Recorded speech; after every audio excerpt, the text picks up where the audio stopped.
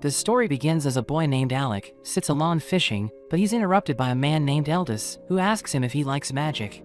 He starts training Alec, and as he teaches him how to use a spell, he tells Alec to think about the friends he'll make in the future and imagine that they're in trouble. Alec follows his instructions and manages to cast the spell, but he thinks it was a difficult one since it took him the whole day to learn it.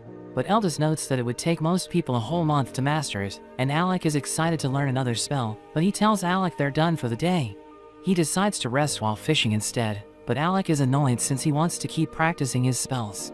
Eldus mentions that Alec has a talent for magic, so even if he doesn't do anything, he'll become a first-rate mage.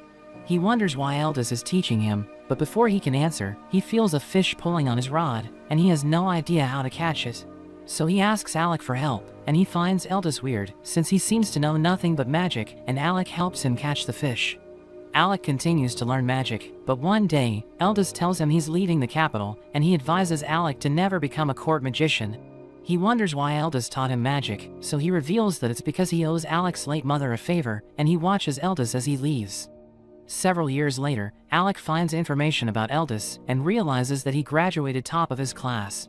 He became a court magician, but ended up getting fired, and Alec wonders if that's the reason why he looked sad. Alec decides to follow in Eldus's steps, and he vows to change the court, but after he becomes a court magician, he ends up getting fired as well. The Crown Prince Regulus reminds him that his job is to assist them with his magic, but he didn't help them during the last battle. Regulus mentions that he was fighting on the front lines, while the other members did their part, but all Alec did was cast support magic. He tries to explain the reasons behind his actions, but Regulus refuses to hear him out, and thinks Alec only uses support magic because it's all he can use. Their party member Lenny notes that Alec is always telling them to retreat, so she thinks he's just afraid of going deeper into the dungeon. She mentions that they let him join the party on the king's orders, but Regulus has reached his limit, and he's sick of clearing the dungeon with deadweight like Alec. Regulus knows that Alec excelled at the Magic Academy and became a court magician, but he was never able to achieve anything without getting help from others. Alec mentions that he wants to talk to him, but Regulus notices that he's carrying a dagger, which makes him angry since commoners aren't allowed to carry weapons, so he takes it from Alec. He thinks he'll need weapons on the floors ahead, which annoys Regulus, and he notes that in his party, everyone should just do what they're told. He removes the robe Alec is wearing, telling him he isn't worthy to be a court magician, and they leave him behind. After that, Alec thinks about how he researched everything to make sure he knew what Regulus needed, because he knows that if they go to the 30th floor, Regulus might end up dying. He tried to help them in every way he could, since he wanted them to trust him, but he realized that it was all for nothing. He thinks there might still be time to help Regulus, because the king hired him to help the party, so he goes to the castle with a plan. But the guards stop him from entering, since he's been stripped of his title as court magician, and Lenny reminds him that he was fired, so he's just a commoner now. She thinks the rumor that he went to the 68th floor on his own is completely false, since no one has ever gone past the 38th floor. He tells her to give his message to the king, because it will help Regulus, but she tears it to pieces and orders the guards to take him away. As Alec is walking in the city, he thinks he failed Eldus, because even though he did his best for the 4 years he was a court magician, he still couldn't change anything. He runs into his friend named Yora, who immediately hugs him, and he tells her everything that happened. He apologizes to her since he isn't in the best mood, even though they haven't met each other for 4 years. But she mentions that she also hates it there, since everyone still believes the old-fashioned stuff about commoners and nobles. He's worried that someone will hear them because she's talking loudly, but she tells him to calm down, since there's no one around them. She tells him she's glad about everything that happened to him, and reminds him of the time she said she would make sure he joins her party. She reveals that the reason she came to the capital was to invite him to come with her, and he tells her he's just a useless court magician, but she mentions that he's the only one her party needs. She notes that all of his previous party members plan to come to the capital and try to convince him to join them, but they won't force him if he still wants to be a court magician. He cries hearing this, and he agrees to go with her, so she welcomes him back to her party. As they ride a carriage, Yora tells Alec he can sleep if he likes, since they're still far from their destination. She wonders if something's bothering him, but he's just thinking about how Eldus was right, since he told him to never become a court magician. Meanwhile, Lenny tells Regulus that Alec has left the capital, and he mentions that Alec was the greatest student the Academy ever produced. So he was excited to work with him, but it turns out that Alec was just a coward. She notes that he'll be replaced by the son of a noble, and she thinks that after they conquer the dungeon, the whole world will know Regulus's name. Alec and Yora reach the dungeon city of Fizel, and he's surprised to see several adventurers there, so she mentions that it's a great city, since the people there aren't prejudiced against the adventurers. She's excited for him to register at the guild, but when they go there, the receptionist Misha immediately rejects him. She explains that he needs a license to go past the 30th floor, and it's only given to members who have been with the guild for at least 2 years. Yora notes that a girl named Kara was supposed to deal with the situation, but Misha mentions that she just came and threatened her. Yora feels dumb for letting Kara handle such an important task, and she tells Alec that their party is on the 52nd floor, so they can't wait for 2 years. She thinks they should go to the early floors to warm him up, but they both start struggling after they reach the 2nd floor. She uses a boost spell on him, and he defeats the monsters around them, but their number just keeps increasing. He thinks it's because something must have disturbed their nest, so she makes a shield in front of her and starts moving forward. He tries to stop her from going in alone, but she knows that he isn't at his full strength, since the monsters usually aren't a problem for him. He tells himself that he isn't a court magician anymore, so he must do anything to save Yora, and he starts shooting fireballs at the monsters. They immediately surround him, so Yora protects him with her barrier, and he summons lightning to wipe them out. A giant worm suddenly appears and grabs Yora, but Alec burns it to a crisp without worrying for her, since he has faith that she'll be able to protect herself, and she's glad that he's back to his usual self. We go back to when they fought a monster during their academy days, and it attacks Yora's party with its elemental breath, so she blocks it with her magic. She's exhausted since the monster is using all 5 elements, but Alec combines the elements and fires a powerful energy beam, which destroys the monster in an instant. So everyone celebrates their victory, and they're glad that they were able to set a record by clearing the 68th floor. At the Academy's graduation ceremony, all the other students notice that Alec and his party aren't there, and everyone knows that they went to set a new record for the dungeon floors cleared. They wonder if something happened to them, and the students think they shouldn't have taken on such a risky task, but they suddenly arrive. Everyone's shocked to see that they have cleared the 68th floor, and a girl named Rosa presents them with their degrees. They start calling her by her nickname, which makes her angry, and she punches their heads, but they still keep teasing her. After that, Alec tells his party members that he plans to become a court magician, and Kara thinks it's a good decision since it will earn him a lot of money. He wants to make sure he earns enough to put his father at ease, since he raised Alec on his own after his mother died, so he wants to repay him, and he also needs to do it for Eldis. He mentions that he always thought they would end up becoming adventurers, but he's realized that it doesn't have a stable income. One of the party members named Rain notes that if Alec joined them, they could become the strongest party, since they're the 4 greatest geniuses the Magic Academy has ever seen. Kara tells him to stop praising himself, which makes him annoyed, since he thinks he would have graduated as the top student if he were in any other year. Yora mentions that even though they're choosing different paths, they'll come to recruit him once they become a famous party, and he promises to team up with them in the future. In the present, Yora throws a welcome party for Alec, but she gets drunk and starts complaining about how he almost burned her with his last attack. She continues yelling at him, but she eventually falls asleep, so he puts his coat on her to make sure she doesn't catch a cold. A man named Stans interrupts Alec, who ignores anything he's saying, which makes him angry, and he tries to hit Alec with a bottle, but he makes a shield to protect himself. Stans reveals that he knows who Alec is, so he wonders what an elite like him is doing there, and he shows Alec a license. He mentions that he'll give it to him as an apology for soaking him with alcohol, but Alec needs to show his magic first, and he wonders who Stans is, so Yora notes that he's the guild master. Stans takes them to the guild's underground training arena, and he mentions that Alec needs to impress him with magic to get the license. Yora thinks it isn't the right time, since they just got back from the dungeon, but Alec doesn't mind it, because he doesn't want to waste such an opportunity. Stans properly introduces himself, and Alec realizes that he's a powerful mage who once led an S-ranked party, but he notes that it was a long time ago. As they start fighting, Alec attacks him with a lightning spell, and he counters with water balls, but they both dodge each other's attacks. Stans uses an enhancement spell to increase his speed, and he starts running around Alec, who's surprised by how fast he is. He tries to punch Alec, who blocks with his shield, but he's still sent flying into a wall. He starts smiling, which confuses Stans, so he notes that he was just thinking about how he's gotten into a habit of always trying to support others, since he was a court magician.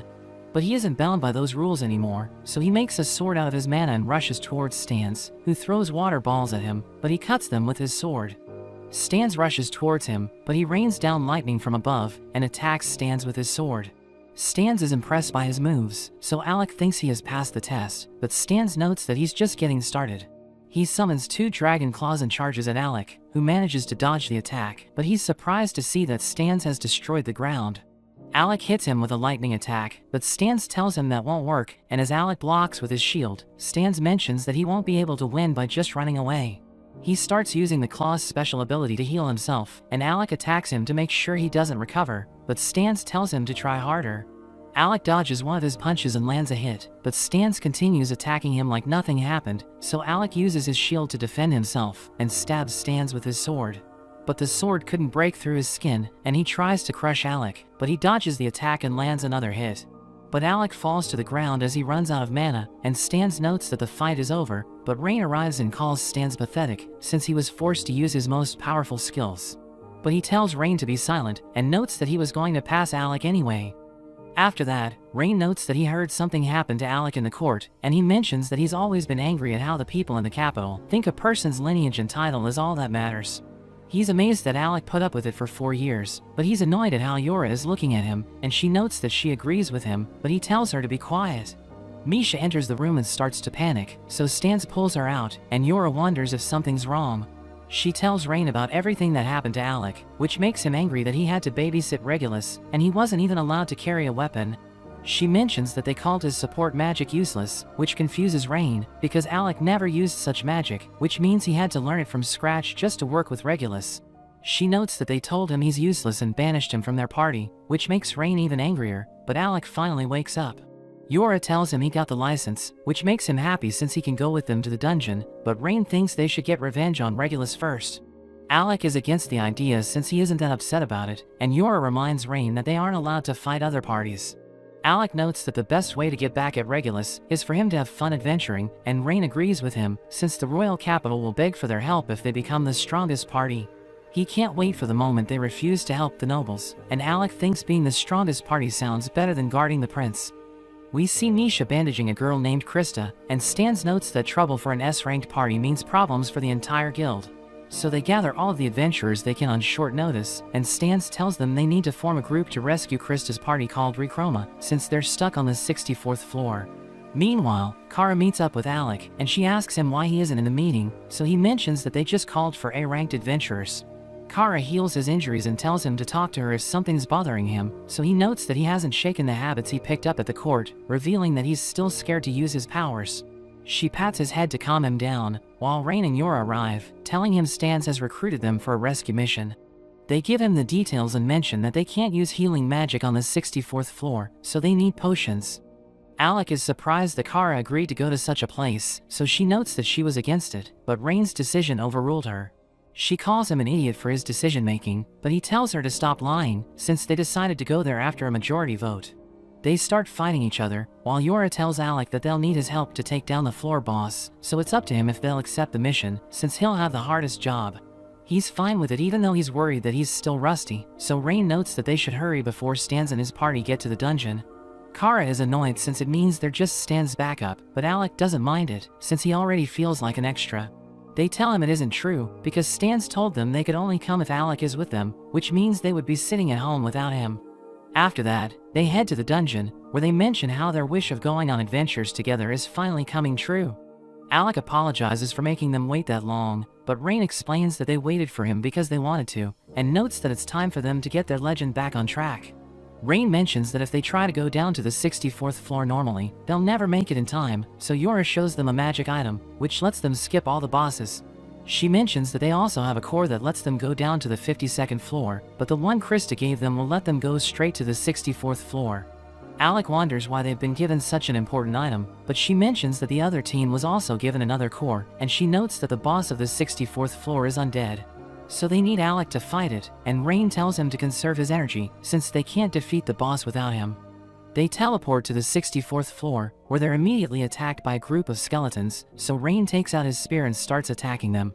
Alec is surprised to see that he has an artifact, and Kara mentions that it suits him, since it's a spear that can't be broken. Alec feels weird since he isn't doing anything, and he asks Rain if he needs help, but he tells Alec to leave the weak monsters to him. Alec suddenly feels something behind him, so he fires a lightning attack, but he's surprised to see that nothing's there. He uses his mana sword to attack once again, which makes a Grim Reaper appear in front of him, so Rain notes that he's heard about the invisible monsters. He doesn't know how to deal with them, but he's sure that Alec can take care of it, and he's glad that he finally has people who depend on him. He jumps in the air and slashes the monster in half, causing it to turn to dust, but he asks his friends if they knew about the monster. So Yora apologizes to him, and Kara notes that she was against keeping it hidden from him, telling him he should blame Rain for everything. They get surrounded by skeletons, which excites Rain, so Yora reminds him they're on a rescue mission, but Kara mentions there's no point in telling him anything since he's an idiot. Rain and Alec start attacking the monsters, but Alec wants to take them all out at once, so he tells everyone to get behind him, and he destroys all of them with his lightning. Rain wonders why Alec only uses the Thunderbolt spell, so he mentions that it's because it's the quickest one he can use, but Rain refuses to believe him. The ground suddenly starts shaking, and they hear the floor boss, so Yora applies a boost spell on everyone, while Rain runs towards the voice to check it out. They follow him as well, and Alec praises Yora for her magic, which makes her happy. As they catch up to Rain, they see an adventurer named Loki, who's running away from the boss, and he asks Rain to help him. But he doesn't seem to care, since he knows that Loki isn't a good person, and he ends up falling to the ground, which makes Alec worry for his safety. But Kara calms him down, since she knows that it's the way Loki fights, and as the monster gets close to him, it steps into his trap and gets hit with fire magic. So he starts laughing at it, but he's shocked when it shoots a fire breath at him, and Rain manages to save him before he gets hit. The monster turns its attention to Alec, and it tries to crush him, so Yora protects him with her shield. It starts running towards Rain and Loki, so Alec hits it with his Thunderbolt, but it still keeps chasing them. Rain suddenly starts running towards the others, and he throws Loki towards Kara, so Yora tells her to get him to safety. Rain tells Yora to give them orders, so she mentions that they'll stall the monster, while Alec finishes it off. Yora applies a support spell on Rain, who rushes towards the boss, and it tries to smash him to the ground, but he dodges the attack and hits it with his spear. The monster still manages to send him flying, and it's about to crush him, but Yora protects him with her shield. Alec prepares his magic circles to attack it, which impresses Loki, because he knows that only genius mages can cast 5 spells at once, but he's shocked when Alec uses 20 spells at the same time. Rain stabs the monster's tail, while Alec uses all the magic circles to blast it with lightning, but it still isn't enough to defeat the monster. It prepares to shoot its fire breath, so Kara attacks it with her arrow Rain, which pushes it to the ground, while Yora binds it with her chains. Rain stabs the monster's head with his spear, while Alec activates his sealing spell, but he's surprised to see how calm it is considering the situation. It still prepares to shoot its fire breath, but Alec thinks it made the wrong decision, since he has a special skill that only he and Eldis can use. He reflects the flames back at the monster, causing it to explode, but it still refuses to stay down. It once again prepares to attack him, but he burns it with an inferno, while Rain slashes its head in half. They celebrate their victory, but Loki interrupts them, and mentions that he knows who Alec is. He notes that there are rumors that he's the mage who defeated a Hydra, and there are people who think it isn't true, but Loki believes in Alec, since he has seen how powerful he is. Alec reveals that he's no longer a court magician, which shocks Loki, and he thinks the court is stupid for letting him go. Loki thanks Yora for helping him, and he assures her that his captain will repay her, but she mentions that he never does anything on his own. He asks them to give him potions as well, since he gave everything he had to his party, and he notes that they must still be fighting the tougher floor boss, which surprises everyone. They realize there are 2 floor bosses, and he mentions that he was ordered to distract the one with the lower IQ, so Kara thinks it was the perfect job for him. He reveals that the second floor boss is like a knight covered in black armor, but there might be nothing inside it, which means the monster could be the armor itself. He thinks physical attack won't damage it, and he gives Alec an artifact that transforms into a weapon, telling him he needs it to fight bosses on the deeper floors. Rain finds Loki sus, since he never gives away items for free, and Yora thinks he's trying to turn Alec into a frontline fighter. He tells Alec to stop using magic in exchange for the artifact, which surprises them since they're about to fight an undead boss. But Loki mentions that he likes to pull every nasty trick in the book, and he notes that he has a plan. Meanwhile, we see Regulus and his party running away from the monsters on level 30, and he tells Lenny to attack them with her spell, but she fails to do anything since her magic isn't working. He calls his companions useless, and tries to defeat the monsters with his sword skills, but they easily knock him down. His party members decide to retreat, and as they carry him away, he wonders why he can't even defeat a level 30 monster. He realizes that he's been struggling ever since he fired Alec, so he thinks Alec must have cursed him, and he blames him for what's happening. After that, Regulus goes to a man named Vogan, who assures him that he isn't cursed, but he refuses to believe it. He knows that if Vogan is telling the truth, it would mean everything that happened was his fault, but he thinks it's impossible, and he's convinced that he's cursed. He can't believe he couldn't get past level 30, so Vogan mentions that it's because he can't use support magic there, but Regulus notes that he doesn't need such things, since only cowards use it. He thinks that if Alec didn't curse him, he must have done something else, but Vogan is surprised that Alec didn't tell Regulus that he can't use magic on level 30. He wonders why he's asking about Alec, so he notes that it's because Alec is one of the legendary students who cleared level 68, but he tells Vogan that it's just a rumor that the commoners started. A man tells Regulus that the king has summoned him, and as they go to see him, he asks Regulus if he's heard about Eldis, but he has no idea who Eldis is. So the king notes that he's a court magician he banished from the kingdom since he was a complete idiot. We learn that he told the king that if he didn't change the state of the court, their kingdom would fall into a predicament that can't be undone. So Regulus thinks he deserves to be banished for looking down on royals, and the king mentions that after Eldis lost his status as a noble, he went to the Magic Academy as a commoner.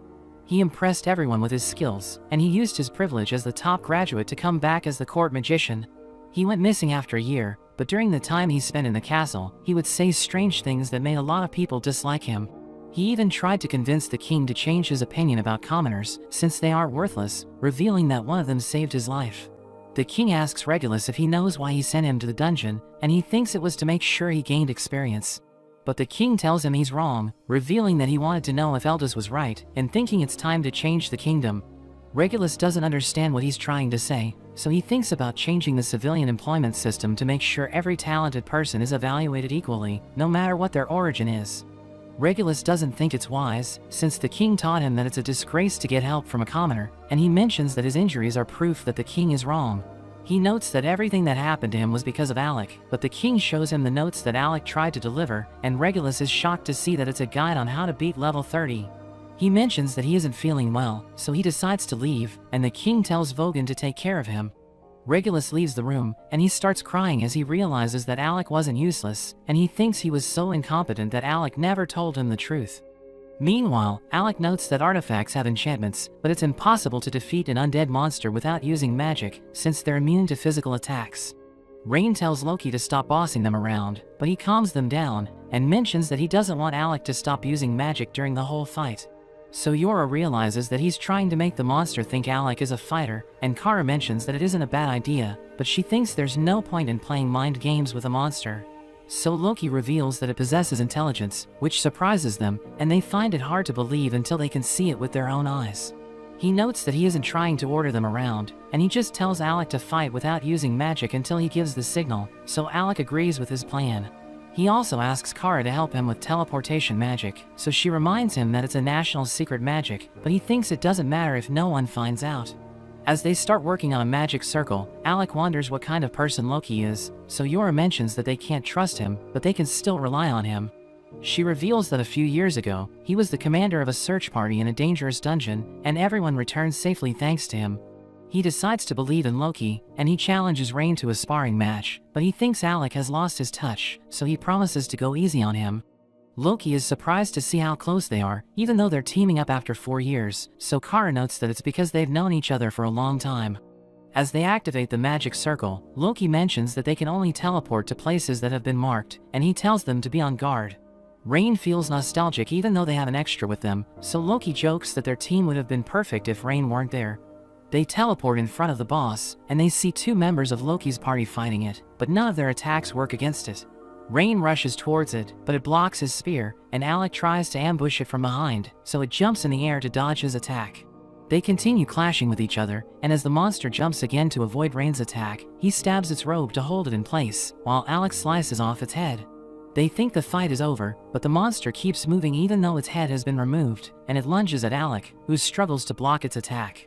He realizes that it has become stronger and faster, which means it was holding back earlier, and Yora buffs Rain to increase his strength. He thrusts his spear towards the monster, and it blocks his attack, but Alec uses the chance to hit it with his sword, and it crashes to the ground. The monster gets back up and puts on his head, and it sends Alec flying, but Yora summons her shield to stop him from smashing into the wall. Loki notes that they need to stall it for 5 minutes, so Alec drinks a potion and goes back to fight it, but as Yora tries to go with him, Loki tells her to help him instead. Rain drinks his last potion, and as they continue fighting the monster, he mentions that he was excited to see Alec after 4 years, but Rain wonders why he's always making a boring face. He asks Alec what happened to him, and even though he tells Rain to mind his own business, he refuses to stop until he finds out the truth. So Alec mentions that he wanted to repay Eldest by changing the court, which is why he became a court magician, but he wasn't able to do anything. Rain thinks the sentiment is all that matters, and the fact that he stayed at the court for 4 years is already impressive in his eyes, which makes Alec cry. Loki suddenly activates a huge magic circle, so the monster rushes towards him and slashes his body, but it turns out it was just an illusion to lure the monster into an ice trap. Kara teleports Rain behind the monster, and he hits it with his spear, while one of Loki's party members named Mabel tries to attack it with her sword. It dodges her attack, but it steps into another ice trap placed by Loki, so it becomes angry and rushes toward him. He tries to fool it once again, but it sees through his illusion and attacks his real body, so he blocks it with his magic sword. Another one of his party members named Ruel sees that Yora is supporting Loki with a 7-layer spell, but he still thinks Loki won't be able to hold the monster back. But he's surprised when she uses her binding spell to restrain the monster, and it still manages to hit Loki, but as he's falling to the ground, he tells Alec to show everyone his true power. While Yora continues to hold the monster, and Alec surrounds it with magic circles, Loki is impressed, since he's using more than he used to defeat the last boss. He blasts the monster with his thunderbolt, but it starts to break free, and Rain can't believe it's still alive. Alec tries to create more magic circles, but he reaches his limit, and Loki isn't surprised that he's running out of mana, since he already cast so many spells. He recalls how Regulus fired him, but his friends welcomed him to their party since they believed in him, so he doesn't want to let them down. He goes beyond his limit, and combines his magic circles to summon a lightning beast, and everyone thinks it's insane. The monster breaks the chains and rushes forward, but the beast overpowers it, and crushes it with its fangs. Alec falls to the ground, but he's happy that he was able to protect his friends, and they tell him they're glad to have him back. Rain reminds him about their game, where the person who goes down first loses and gets a penalty, and Alec realizes that Rain let him fall so that he could win the game. But he knows that the game wasn't fair for Alec, so he decides to go easy on him, telling him to talk to them whenever he has a problem as his penalty. Loki's party joins them, and Ruel thanks him for saving them, while Mabel invites him to explore another dungeon with her, but Yora tells her he already has a party. Loki notes that he's the most talented mage he's ever met, and he knows that they couldn't have defeated the boss without Alec and his friends, so Rain and Kara think he owes them. Loki agrees to repay them, and asks Alec if he wants a recommendation, but he has no idea what that is, so Ruel explains that he needs it to get promoted to S rank. He promises to take care of it, and Rain decides to believe in him, since he's nothing like Loki, who realizes that nobody trusts him. Ruel thanks Alec once again before bidding him farewell, and his party celebrates, since they were able to complete their mission. Alec returns to Misha, who can't believe his party defeated the Floor 64 boss, and she notes that Stans didn't even make it there in time. She gives him his reward, and he prepares to leave, but Stans stops him, telling him he has a visitor. He sees Vogan waiting for him, and he asks Alec why he didn't teach Regulus how weak he is, so Alec explains that he was in no position to lecture him. Vogan reveals that he replaced Alec, but he hates his job, since he's always babysitting Regulus. He notes that Regulus got injured after he went to floor 30, but he has already recovered, and he's now looking for Alec. Vogan notes that he's waiting in the underground arena, and Alec wants to meet him, so Vogan takes him there. He notes that Regulus appears to be full of himself, and Alec thinks it's normal for nobles to have a sense of pride, but Vogan notes that he's also a noble, and he's nothing like Regulus. They see him at the arena, and he reveals that he was waiting for Alec, telling him the king wants to change the kingdom, so the nobles will start working with commoners. But Regulus isn't happy about it, since he thinks they aren't equals, and he knows that Alec will never understand how he feels, since he's just a commoner. He admits that he doesn't understand Regulus, but he tells him his mindset is wrong, since he never listens to commoners, even if they know better. Regulus refuses to change, and he prepares to fight Alec, saying he'll prove that the nobles don't need to work with commoners. He charges at Alec, who realizes that he's using twin blades, and he recalls that he told Regulus to use them, since a longsword is too heavy for him. Alec dodges his attacks, and he falls as he loses his balance, while Alec asks Vogan if he convinced Regulus to fight him. So he explains that he told Regulus to prove that he's better than Alec, since he didn't want to accept that Alec is stronger than him. He gets back up, and continues to attack Alec, as Vogan reveals that he taught Regulus how to fight with his twin blades, since he was determined to defeat Alec. He charges in and uses his special move, but Alec blocks it and pushes him back. Regulus asks him if his support magic is the reason why he was able to defeat powerful monsters, and he admits that he can't clear floor 30 no matter how hard he tries. But he read the report Alec left for him, and it made him angry since it's so perfect, saying it even took his personality and actions into account. He thinks it's proof that Alec is a genius, but he needs to prove that he's better than him, since Alec is just a commoner. He activates his artifact, since Regulus wants him to fight seriously, and he tells Alec that they were sent to the dungeon, since his father wanted to see the strength of a commoner. Regulus notes that they were both used for the experiment, but Alec realizes that it's the reason why the king treated him like a person, and he notes that the 4 years he spent as court magician weren't wasted. He tells Regulus to prepare himself, and he charges in with his sword, but Regulus freaks out and closes his eyes. His weapons fall to the ground, but he realizes that Alec spared his life, so he wonders why Alec didn't strike him down, because he knows that he never treated him well. He admits that he doesn't know what to do, since he always believed in himself, but he now knows that he isn't a skilled warrior. He asks Alec for his advice, and he's happy to hear this, since Regulus has finally decided to listen to a commoner.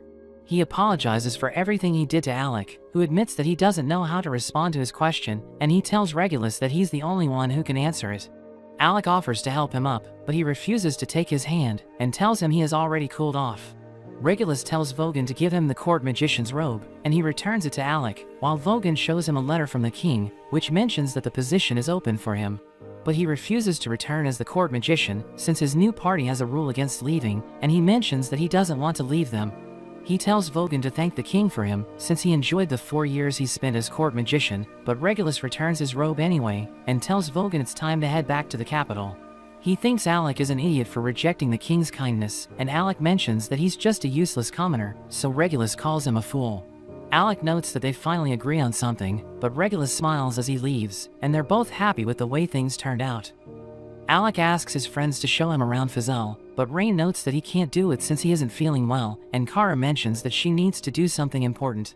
They both leave the room, but Yora realizes that they're trying to help her, and Alec asks her to give him a tour around the town, so she agrees to do it. She takes him to the market, where they see merchants selling equipment and items for adventurers, but she warns him to be careful, since there are scammers everywhere.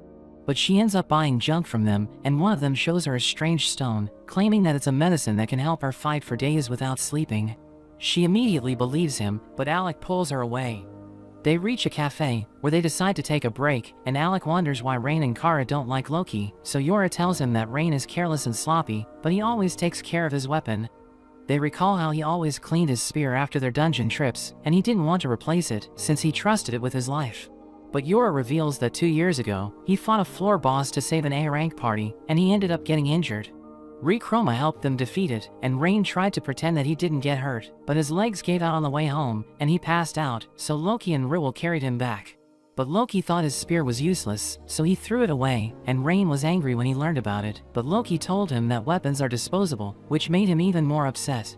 Yora adds that Loki plans things out, while Rain uses his instincts to get out of trouble, so she thinks they'll never get along. Alec wonders why Kara also doesn't like Loki, so Yora notes that she finds him annoying, and even thinks he's a troublemaker. Alec and Yora continue to walk around the town, and they see a rare item that boosts magic power, so Yora wants to buy it. But she realizes that she can't afford it, so Alec buys it for her, and she promises to treasure it. They continue to enjoy their time together, and as they watch the sunset, Alec notes that he likes Fazelle, since it makes him feel like a real adventurer. Yora wonders if he still wants to be in her party, since she thinks he wants to return to the capital, but he tells her he wants to stay with his friends, and make their party the strongest. She's happy hearing this, and notes that he's the type who always keeps things to himself, so she's glad that he's finally speaking his mind. He tells her he wants to talk about his true feelings, so she becomes flustered and prepares to kiss him, but he explains that since he lost his game to Rain, he's no longer allowed to keep things to himself.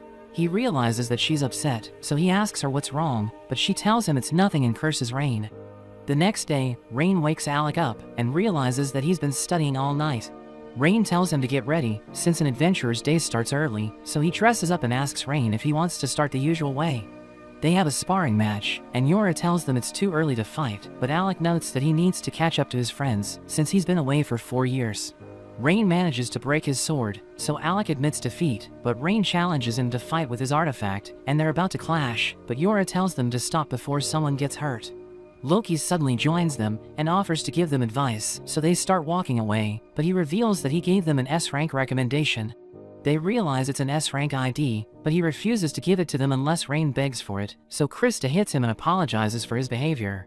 She gives them the ID, and Ribble notes that Rechroma has recommended their party to the guildmaster, so they've been promoted to S rank.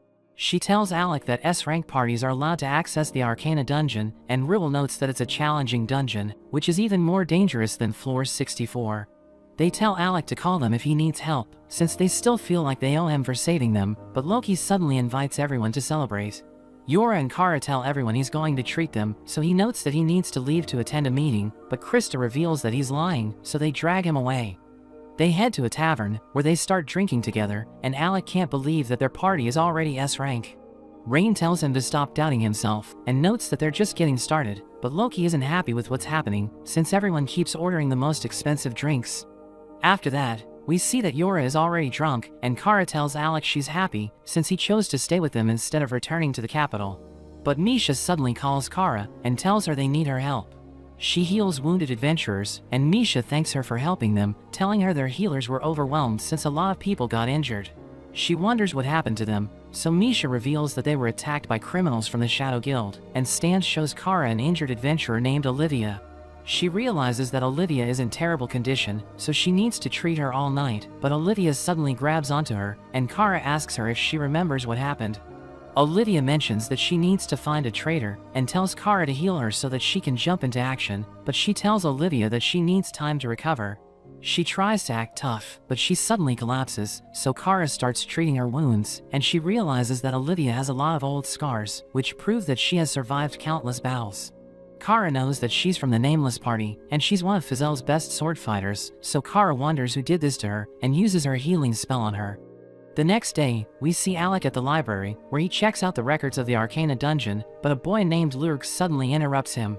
He reveals that he knows Alec, who asks him what he can do for him, so Lurg notes that he wants special parfaits at the cafe. They decide to go there, and Lurg eats a lot of parfaits, but Alec tells him to get to the point, since he feels like he's getting pranked. Lurg reveals that he's a member of the S-rank party called Nameless, and notes that he's heard about how Alec's party reached S-rank after he joined them. So he wanted to meet him, and he thinks Alec is a perfect fit for their next job, so he invites him to join his party for a raid in the Labyrinth dungeon. Kara visits Olivia, and realizes that she's already practicing her swings, so Kara tells Stans to stop her, but he explains that she won't listen to him. So Kara tells her to lie down since she's still injured, and Stans wonders who attacked her, but she refuses to answer his question, and tells Kara to heal her leg. She tells Stans to leave the room, and heals Olivia's leg, telling her she'll be able to walk soon, but she still needs time to recover.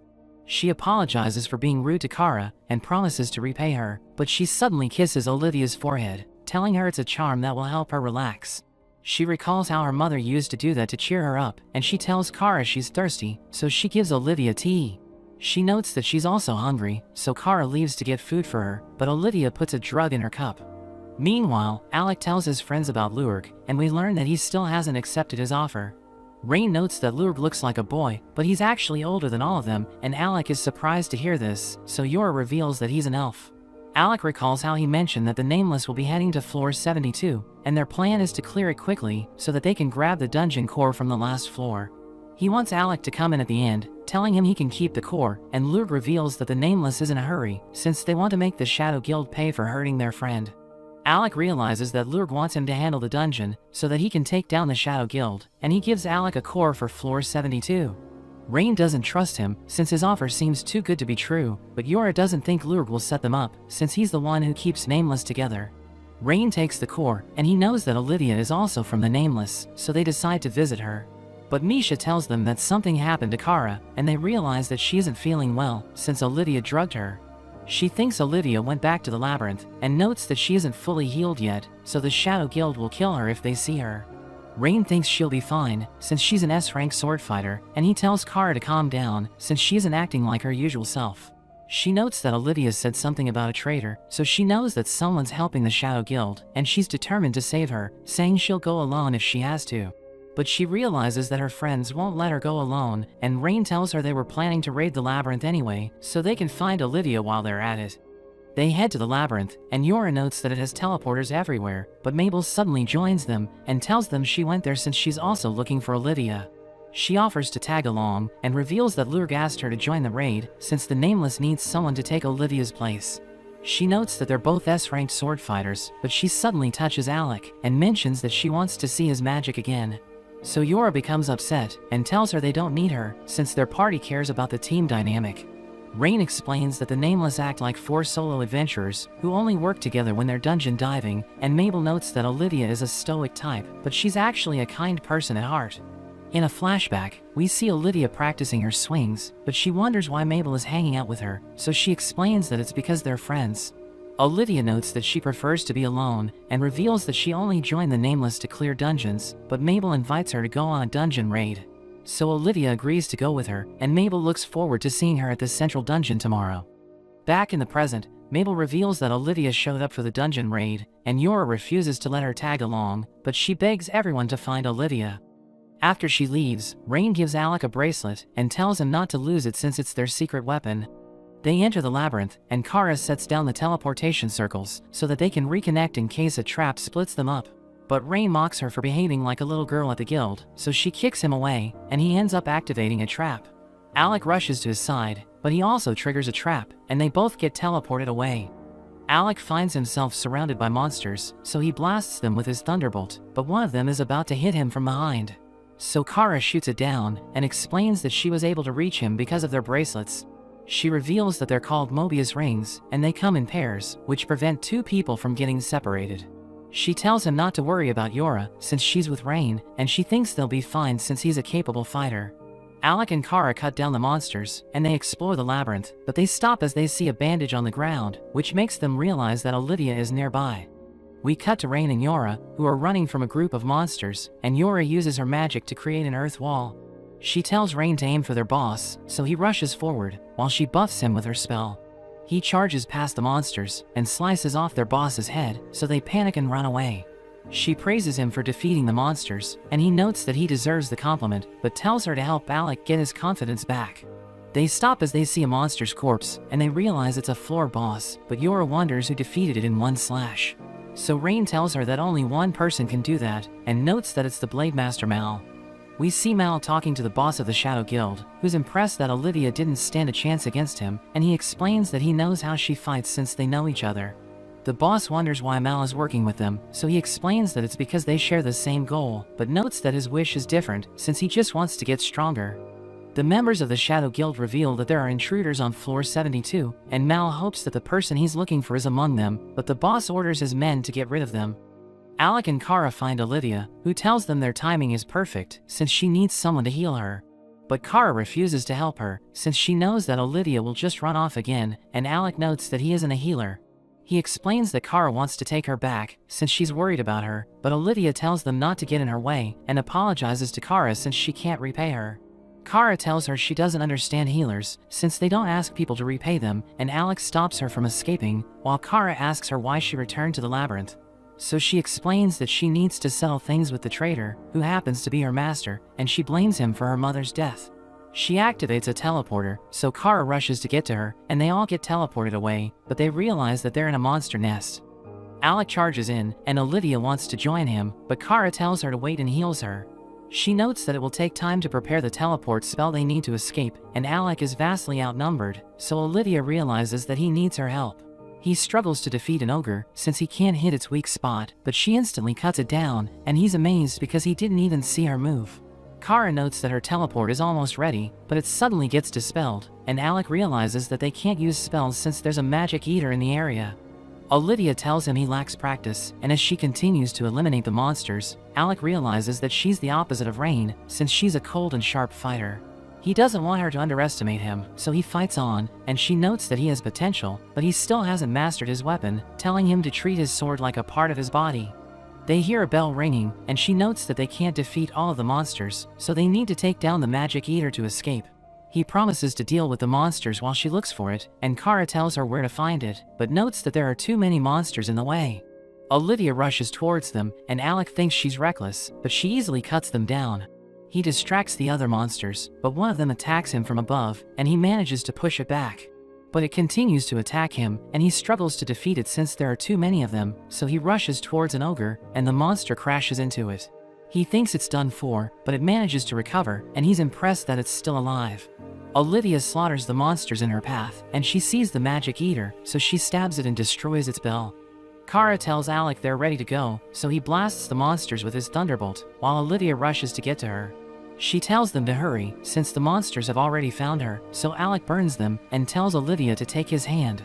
They're able to escape, but she wonders why he didn't tell her that he's a mage, and notes that she looked silly giving him advice, since he isn't even a swordsman. But she thanks him for saving her anyway, and admits that she wouldn't have survived if she had gone there alone. Kara notes that she still hasn't fully recovered, so her wounds might reopen if she keeps fighting, and she asks her about her master. So Olivia reveals that when her mother passed away, she was left all alone, but Mal took her in and taught her how to wield a sword. He raised her like she was his own daughter, and she trusted him more than anyone in this world, but after she defeated a group of monsters in the dungeon, he suddenly attacked her. He thinks she's about to meet her end, so he tells her he wants her to know the truth before she dies, and reveals that he was the one who killed her mother. But she manages to survive the incident, and later learns that he was in the same party as her mother, so she can't believe she spent years looking up to her mother's killer. She shows Alec and Kara the scar he gave her, and notes that he took everything from her, but Alec gives her his robe, telling her he was impressed by her way of fighting. He notes that he understands how she feels, since he knows what it's like to believe he has nothing left, but his friends showed him that he was wrong. She reveals that she has no friends, but he notes that Lurg wants to make the Shadow Guild pay for hurting her, and Kara tells her she can't change the past, but she can heal her whenever she gets injured. Olivia knows that Lurg and Mabel were trying to help her, but she thinks they have no idea how scary Mal is, so Alec tells her they'll fight in their place. We return to Rain, who mentions that he hates the dungeon, since there are traps everywhere, and Yora tells him to stop touching everything he sees. She wonders if Alec and Kara are okay, since she's worried that they might find the person who defeated the floor boss, but Rain tells her to be quiet, as he hears people approaching. The members of the Shadow Guild appear, and one of them eats a core as he approaches Yora and Rain, who think he must be crazy since people aren't supposed to eat cores. He realizes they're the intruders, so he orders his men to attack them, but they're no match for them, and Rain tells him the core he ate didn't make him stronger. He asks the man if they're looking for the dungeon core on the last floor, and he refuses to answer the question, but Yora uses her chains to torture him, so he admits that their boss ordered them to steal it. Yora asks him if he knows Mal, so the man reveals that he's working with them, but Rain knows that they aren't the ones in charge, and he suggests taking them to the guild. But they suddenly feel an earthquake, and the man reveals that he absorbed the dungeon core's power by eating it. The ground shatters as he unleashes his powers, and Yora loses consciousness, so he manages to break free. He takes her away, as he notes that he finally got what he was after, and Rain chases after him, as he notes that he'll take her to the bottom of the dungeon. We return to Alec, as he tells Olivia that he used to be a court magician, and he notes that he enjoys studying magic. She thinks he made the right decision by choosing to become an adventurer, but Kara notes that their friends aren't there yet, and reveals that they decided to meet there in case they got separated. They see a giant hole, and they think it looks unusual, but Olivia jumps in and finds Yora's hat, so they realize that she was there. Yora wakes up, and sees the man reporting to his boss Goro, who greets her and apologizes for the way the man treated her. She asks him why they didn't kill her, but he refuses to answer her question, and he's happy since she's starting to behave like a cornered animal. But Mal tells him not to touch her, and she recognizes him as the Blade Master. Rain suddenly appears above them, and he stabs the man from behind, so Garo takes out his weapon to defend himself. Rain realizes that he's using a mana sword, and we learn that the man is still alive, since the core he ate made his body stronger. He notices the Mobius ring Yora is wearing, so he removes it and tells her it won't save her, but Rain asks him what he meant when he said he got what he was after. But Goro just tells him to do his job, so he punches her to knock her out, and tells Mal they should get to work. Rain threatens to kill them if they touch her, but they just run away, and Garo stops him from chasing after them. He reveals that he's the Shadow Guild's most famous member, and he starts fighting Rain, who realizes that there's something strange about his weapon, but he knows that it isn't an artifact. He destroys it and impales Goro, but is surprised to learn that he's still alive, and he freaks out as he sees his blood. He reveals that he doesn't like Mal, since he does nothing but stand around all day, and he even acts like he's the boss. Rain readies his weapon, as Garo gets back up, and he suddenly starts chanting, as his blood returns to his body. He instantly recovers, and his blood repairs his sword, as he tells Rain that he's about to meet his end. Rain wonders what kind of magic he's using, since he's never seen it before, and he stabs him once again. But Garo tells him he never learns, and reveals that Rain's attacks can't kill him, since his blood magic makes him stronger whenever he gets hurt. He pushes Rain back and summons his whip, which he wraps around Rain's leg, and he smashes him to the ground. Goro thinks he's done for, so he starts mocking him, but Rain gets back up, and tells him it isn't over yet. He calls his artifact and it flies toward Goro, who easily dodges it, but Rain suddenly punches him away. In a flashback from 6 years ago, we see Rain preparing to fight Alec, who's using his magic sword, and he's surprised that Rain is only using his practice weapon. But he's confident that he can win the fight, since he's never lost a duel in the academy, and he starts fighting Alec, but he realizes that he's getting pushed back. Kara and Yora wonder if he'll lose for the first time, since his spear is no match for Alec's magic sword, and he starts spinning it around, but he accidentally drops it and it almost hits Rosa. He prepares to fight Alec with his fists, but she interrupts their duel and scolds them for causing a mess. After that, Alec thinks Rain let his weapon go to distract him, and he explains that Rain's plan was brilliant, since magic swords drain the user's mana, so they're wide open if they lose focus. Rain pretends that he didn't accidentally drop his weapon, and calls himself a genius, but Alec thinks he's just putting pressure on himself. Back in the present, Rain continues to attack Goro, as he notes that Alec is a genius when it comes to offensive magic, while Yora has talent for support magic, and Kara specializes in healing. He admits that he can't even use a single spell, but he notes that he's a genius when it comes to fighting, and he knocks Goro down, telling him his blood magic won't help him if he beats him to death. But Goro gets back up, and uses his spell to summon a vortex, which he uses to attack Rain. We cut to Lurg, as Stans asks him why he chose Alec as his raid partner, so he explains that it's because he heard rumors about him. He wonders if it's true that Alec can use all 5 elements, and Stans thinks it's unlikely, saying he won't believe it unless he sees it for himself. He also doesn't believe that Alec set the floor 68 record at the dungeon in the capital, but Mabel suddenly interrupts them, and notes that Olivia went into the labyrinth alone. She tells them not to worry, since Alec and his friends have already gone after her, but Stans notes that his plan has been ruined, revealing that he was waiting for the perfect chance to attack the Shadow Guild. He asks her if Alec can use all 5 elements, and she notes that she only saw him use fire and lightning, so Lurg wonders if they're the only elements he can use. But Stans thinks he might be hiding his powers, and notes that they should look for him in the labyrinth, since he knows that the place is dangerous. We return to Rain, as he's about to get burned, but Alex suddenly arrives to save him, and uses his reflect spell to send the flames back. Rain tells him his timing is perfect, and he's glad to see Kara and Olivia, but he realizes that Goro is still alive. Olivia knows that he's using blood magic, which is incredibly difficult to deal with, and Rain tells everyone that Yora has been kidnapped. He notes that the Blade Master is working with the Shadow Guild, which surprises Olivia, but Kara wonders why they took Yora. Rain tells the others to look for her while he deals with Goro, but Kara suddenly hits him and uses her healing spell to help him recover. She takes his bracelet and tells Alec to help him defeat Goro, who summons his flames to attack them, but Alec uses his reflect spell once again. Kara and Olivia run past Goro, and Rain recalls his spear, telling Alec that Goro is no match for his reflection magic. We see Stans and the others in the dungeon, as they talk about the demon cultists in the Shadow Guild, who have seals in their bodies. We learn that their leaders are called Tile Bearers, and Stans notes that they're dangerous, since they're willing to sacrifice anything to get stronger. Goro activates his sorcery seal, which causes his body to transform, and he suddenly bites Rain. But Alex summons his lightning, so Goro jumps away, and he manages to dodge Alex's thunderbolts.